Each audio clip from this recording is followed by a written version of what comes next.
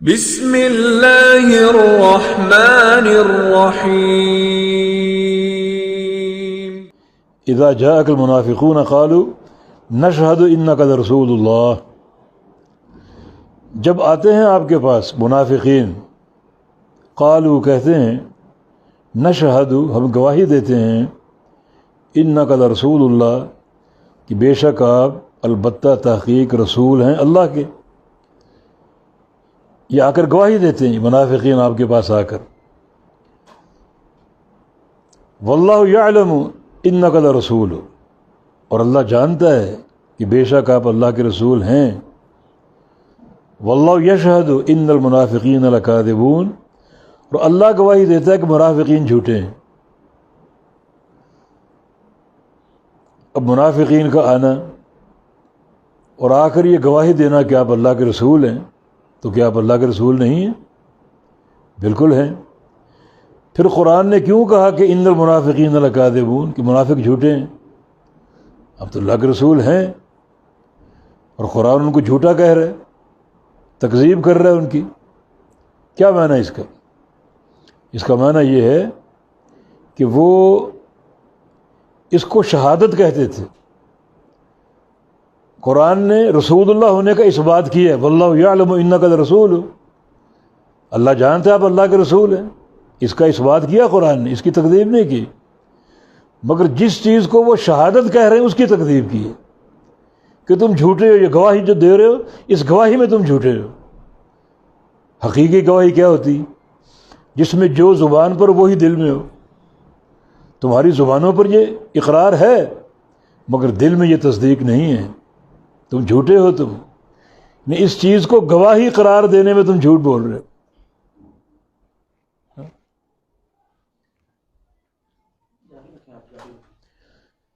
اس چیز کو گواہی قرار دینے میں تم جھوٹ بول رہے ہو، کیونکہ گواہی میں جو ہے وہ کیا ہوتا ہے؟ دل و زبان ایک ہوتے ہیں۔ جو محدثین نے تعریف کی ایمان کی، سچے ایمان کی، تو ایمان تین چیزوں کا نام ہے: اقرار باللسان، وتصدیق بالجنان، وعمل بالارکان۔ کہ ایمان نام ہے زبان سے اقرار کرنے کا، دل سے تصدیق کرنے کا، اور بقیہ جو اعضاء اور جوارح ہیں ان کے ساتھ عمل کرنے کا۔ یہ تین چیزیں ایمان ہیں۔ تو تمہارے اندر ایمان تو ہے ہی نہیں، دل کی تصدیق ہے ہی نہیں، اور تم اس کو شہادت کہہ رہے ہو۔ تو شہادت وہ ہوتی ہے جس میں دل اور زبان یکساں ہوں۔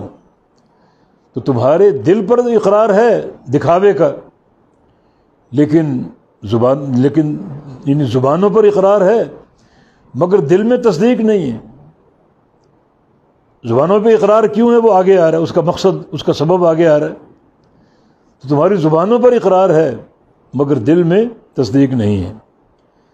تو اذا جاءک المنافقون، جب منافقین پہنچتے ہیں آپ کے پاس، آتے ہیں، قالوا تو کہتے ہیں، نشہد انک لرسول اللہ، بے شک گواہی دیتے ہیں کہ آپ اللہ کے رسول ہیں، واللہ یعلم انک لرسول۔ یہ جملہ معترضہ ہے، اور جملہ معترضہ کا کوئی ترکیبی محل نہیں ہوتا، اور اللہ جانتا ہے کہ بے شک آپ اللہ کے رسول ہیں۔ اب دیکھیں منافقین گواہی دے رہے ہیں اور کتنی تاکیدیں استعمال کریں۔ ایک تو نشہد کہہ رہے ہیں، ہم گواہی دیتے ہیں، اور گواہی بمنزلہ قسم کے، یعنی یہ بات وہ قسم کھا کے کہہ رہے ہیں۔ گواہی بمنزلہ قسم ہے، یہ بات وہ قسم کھا کے کہہ رہے ہیں، ہم قسم کھاتے ہیں کہ آپ اللہ کے رسول ہیں۔ اور پھر ساتھ انا استعمال کیا، حرف تاکید، اپنے کلام کو اور پرزور کرنے کے لیے، اور اس میں تاکید پیدا کرنے کے لیے، اور اس کو موقت کرنے کے لیے۔